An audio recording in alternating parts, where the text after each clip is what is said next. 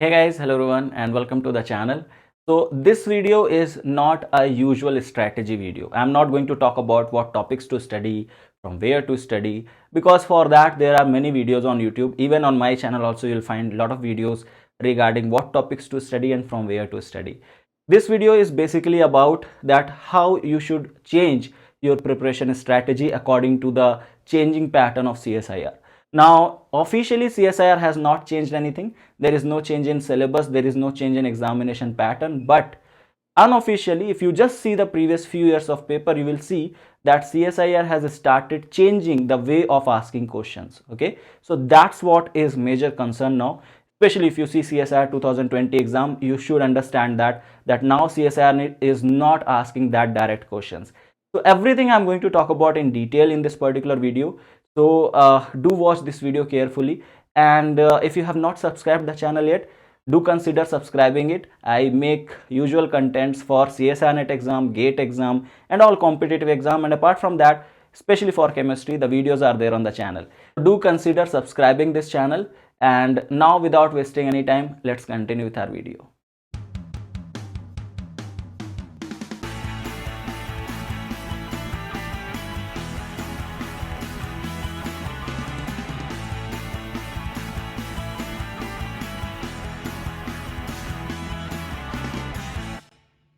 All right, so I'll be talking about three very important things. First of all, let's understand that what CSIR has started doing. Okay, first thing is the questions are now not asked from the direct topics. Okay, usually most of the questions are not from the direct topic, and this is very obvious and it's very important also. From the CSIR perspective, if you see, the cutoff was going around 55%, 57%, and that's not good for any exam. Okay, the cutoff should not go more than 55 or 50%. That's not good for any exam.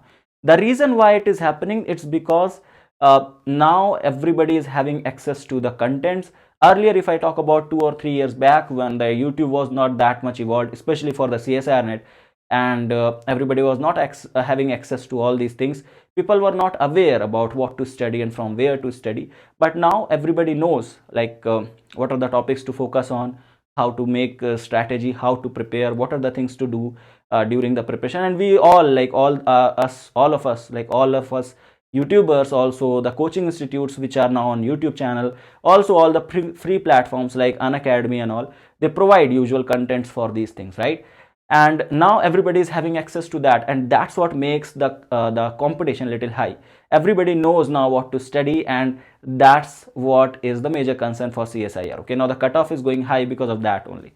So it's very important for CSIR to rectify all these things. They have to change the way of asking questions, right? And that's what they have started doing.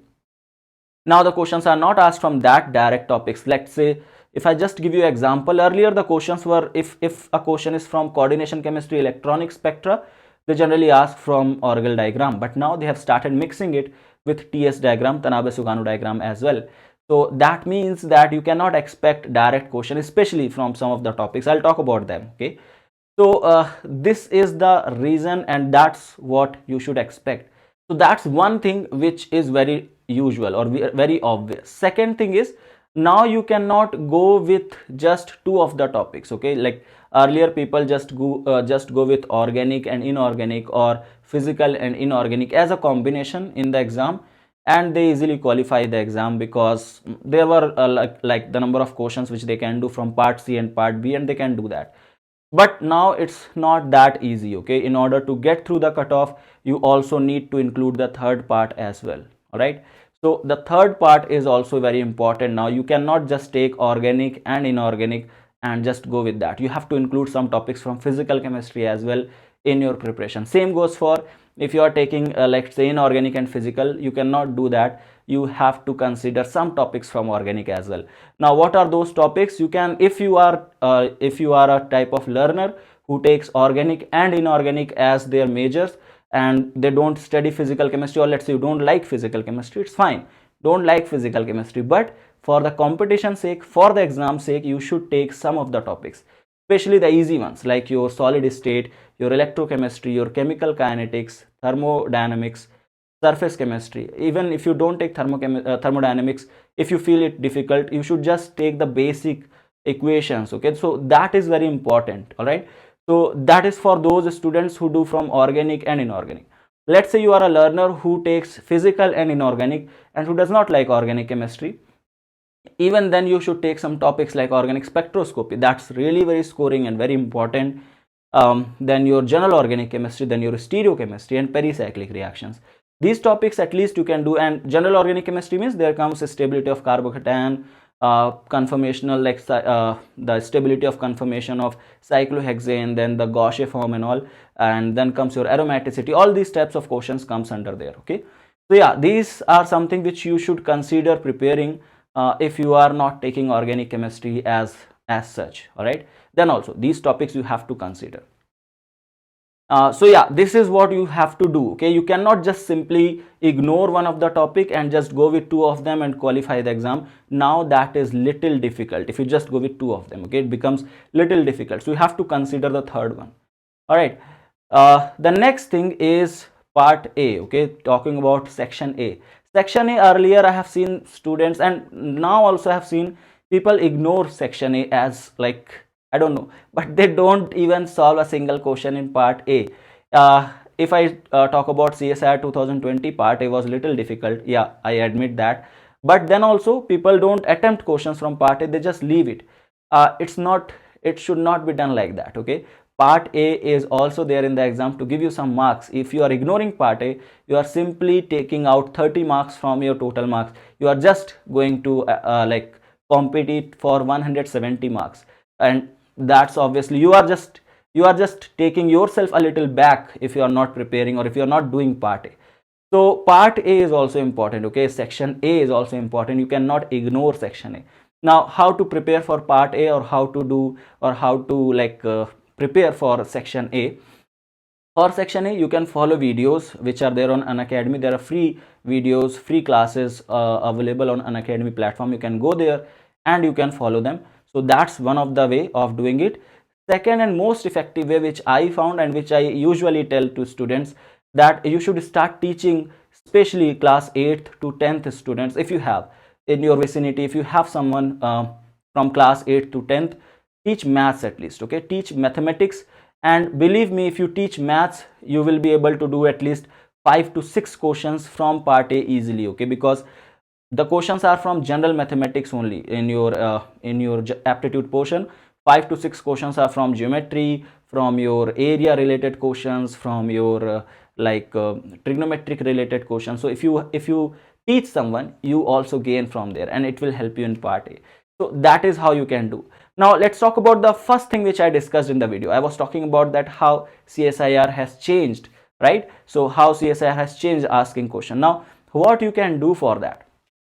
See, it's not possible to read out research papers, and I would not recommend that too, that you should go and read out research papers. That's totally not possible, and that I would not recommend also. So what you should do actually, so book reading here becomes very, very important.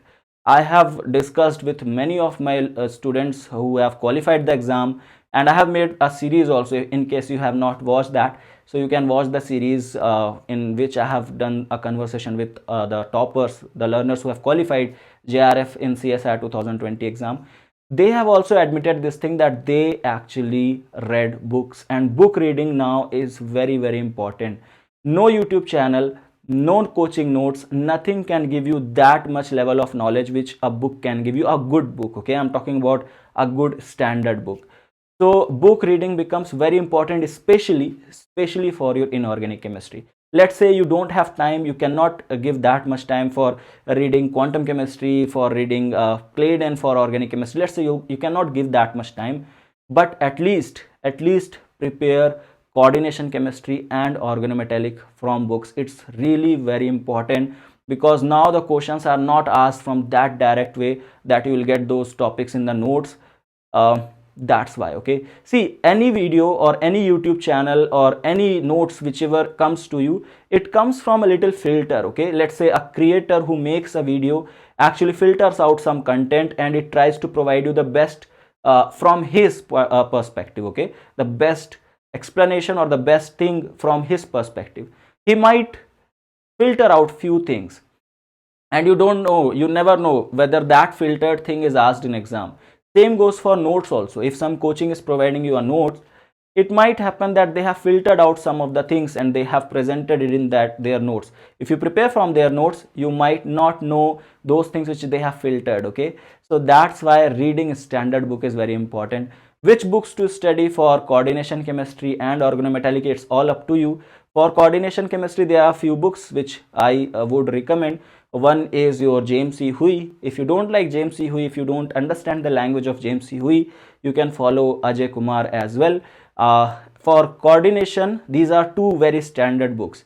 I'll give you the link of the books. Like if you want the hard copy to purchase, you will get the link in the description of the video. For organometallic, there are books by Ajay Kumar itself. There is a book on organometallic by Ajay Kumar. Then there is a book by Elias and B.D. Gupta. There is a book by Crabtree. So you can consider following these books as well. I'll give you link of all these books in the description of the video. Okay, so at least try and read these two topics from book. It's really very important if you are really serious to prepare for CSIR NET exam. And apart from doing anything, if you are, let's say, if you are following any online classes, offline classes, anything you are doing, do give some time for your self study as well. Self study is very, very important. Okay, so these are certain points which I wanted to make before you start your preparation for CSIR NET exam, because GATE exam is done. Now I know most of you are focused for the upcoming CSIR NET exam. You have enough time, you can do this. Okay, so keep these things in mind. First of all, book reading, especially for the topics which I told you. Second, you have to you have to include topics from the third portion. You cannot simply take two of them, organic, inorganic, or physical, inorganic. You have to consider the third one as well. I'm not talking about organic and physical because that's the rarest of the combination, and I don't think anyone takes that. If you take that, do let me know in the comment section.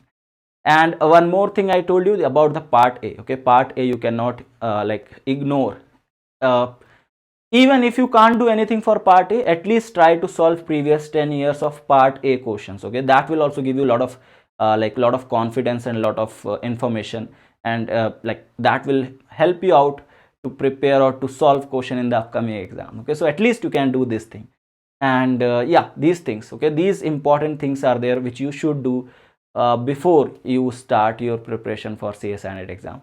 So I just wanted to convey this information to all of you so that you get to know about it and you don't start just bluntly preparing for the exam. Okay, you should know about it, and it's very important to analyze the previous exams and then start preparing for the next, because a good preparation can give you a good result. All right, so I just hope that this video, whatever I discussed, is going to be helpful to you, and I just wish you all the best for your preparation. Do prepare, do give your best in your preparation, and then expect a good result from it. All right, so having said that, I'll just end up the video over here. Thank you so much for watching the video, guys. I'll see you in the next one. If you have any suggestion, if you have any ideas, if you want to share any other thing or any other point, if you think that I missed out in the video, you can just mention that in the comment section below. I'll be very happy to read it out, right? So thank you so much for watching the video, guys, and if you have not subscribed the channel, do subscribe it. If you like the content, give it a like, and I'll see you in the next one. Till then, have a great day. Bye bye.